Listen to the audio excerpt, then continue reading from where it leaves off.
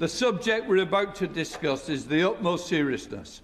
Expect the discussion to be focused on the facts and the issues at hand, and not on personal attacks against individual members.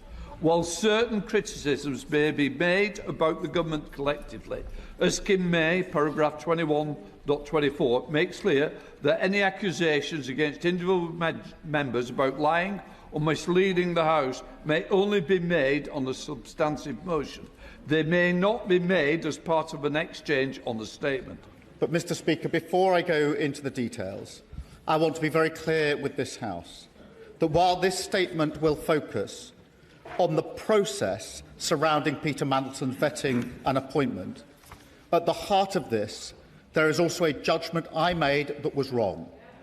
I should not have appointed Peter Mandelson.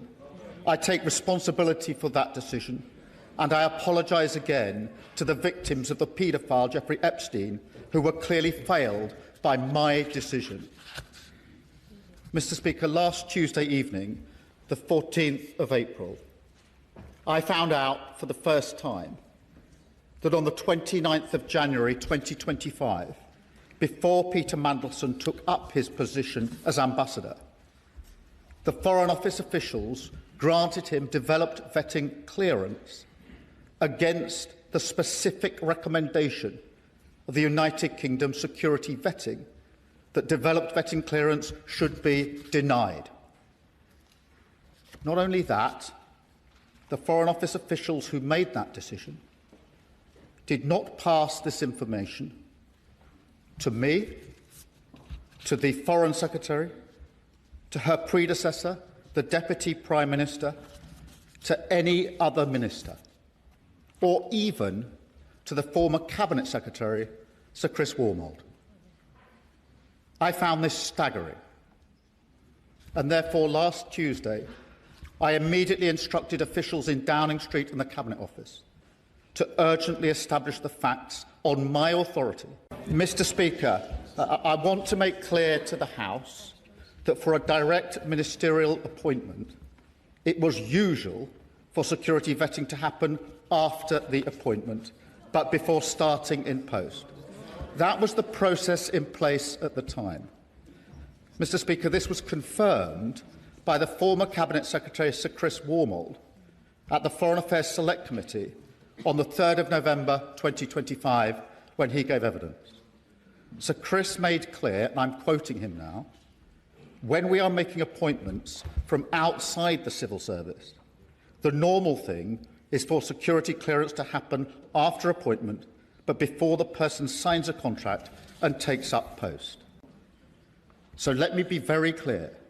The recommendation in the Peter Mandelson case could and should have been shared with me before he took up his post. Mr Speaker, let me make a second point. If I had known before he took up his post the recommendation was that developed vetting clearance should be denied, I would not have gone ahead with the appointment. Mr Speaker, that the Foreign Secretary was advised on and allowed to sign this statement by Foreign Office officials without being told that UK SV had recommended Peter Mandelson be denied developed vetting clearance is absolutely unforgivable. This is a senior Cabinet member giving evidence to Parliament on the very issue in question. Mr Speaker, in light of further revelations about Peter Mandelson in February of this year, I was very concerned about the fact that developed vetting clearance had been granted to him. Not knowing that, in fact, UK SV had recommended denial of developed vetting clearance, I instructed my officials to carry out a review of the national security vetting process. As I set out, I do not accept that I could not have been told about UKSV's denial of security vetting before Peter Mandelson took up his post in January 25. I do not accept that the then Cabinet Secretary could not have been told in September 2025 when he carried out his review into the process. I do not accept that the Foreign Secretary could not have been told when making statements to the Select Committee again in 2025. But, Mr. Speaker, on top of that, the fact that I was not told even when I ordered a review of the UK SV process is frankly staggering.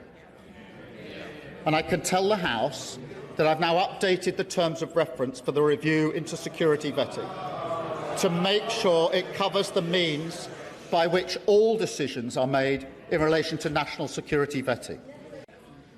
Mr. Speaker, I know many members across the House will find these facts to be incredible.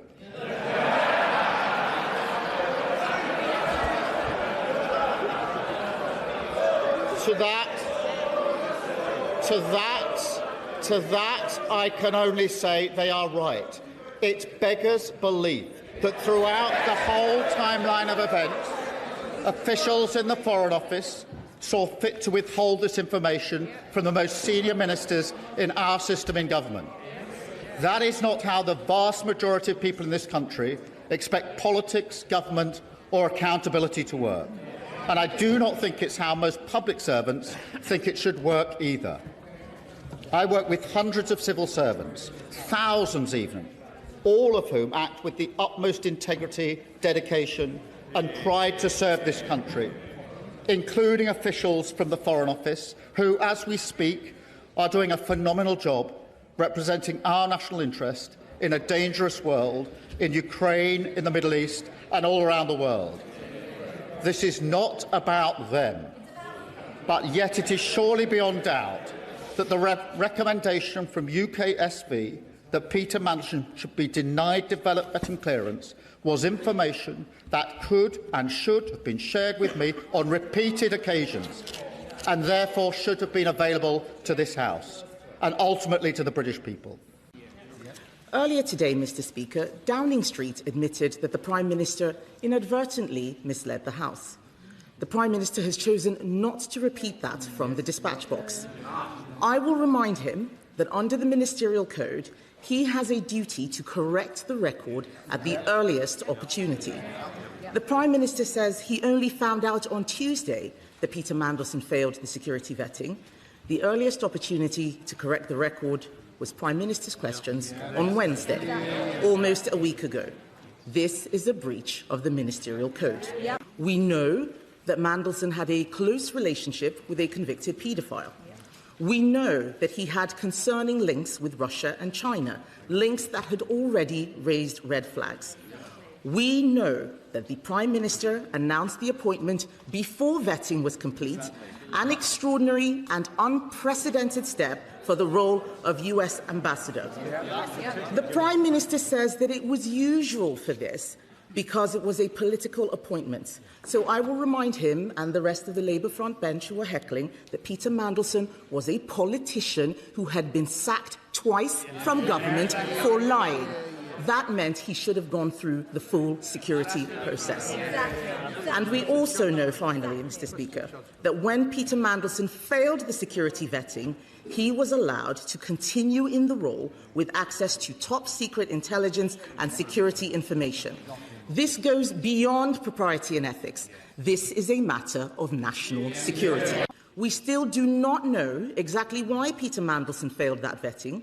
We do not know what risks our country was exposed to, and we do not know how it is possible that the Prime Minister said repeatedly that this was a failure of vetting, went on television and said things that were blatantly incorrect, and not a single advisor or a single official told him that what he was saying wasn't true.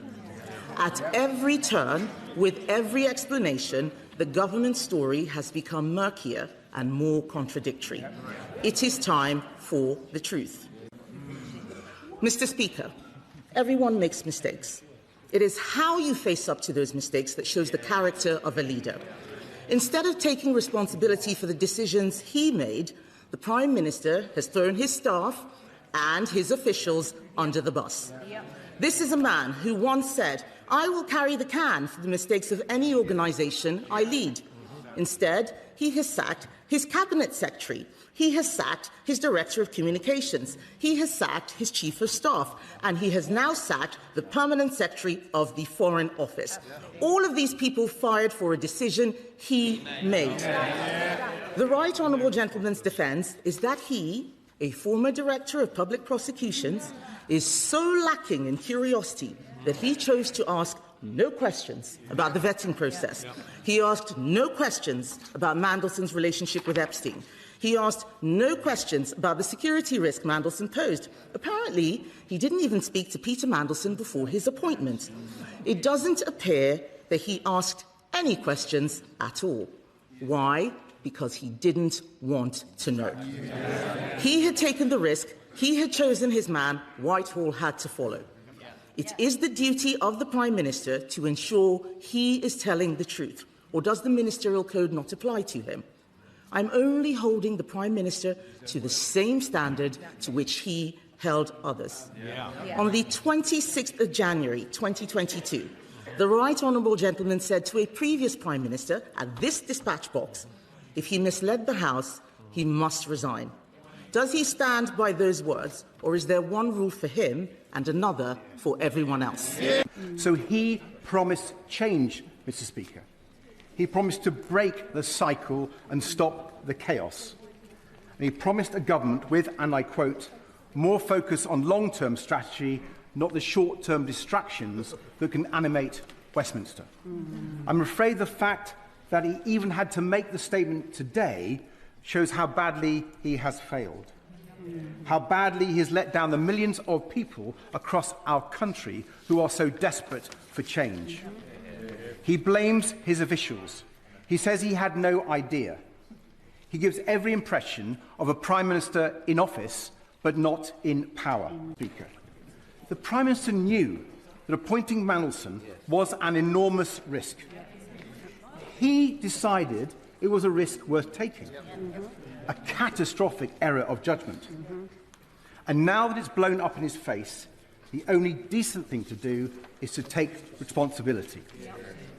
Back in 2022, the Prime Minister rightly accused Boris Johnson of expecting others to take the blame while he clung on. That was not acceptable then, and it's not acceptable now.